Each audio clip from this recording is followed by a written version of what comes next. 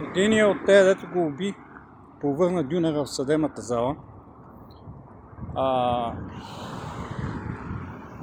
Това са завършени сатанисти. Факта, че убиват човека и след това с неговите пари изяждат дюнери, е жертвоприношение на демонична сатанинска група. Не бих ги нарекал младежи. Това са 15-16 годишни демони, които вече няма нищо вътре в душите им, освен смърт. Духът е изчезнал.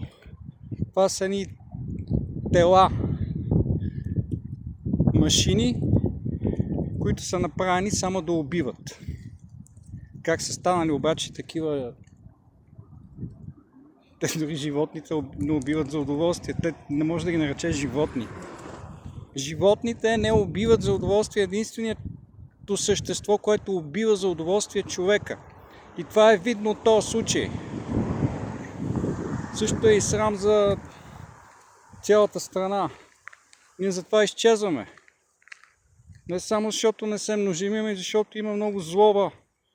Хората са злобни, гадни, безчовечни.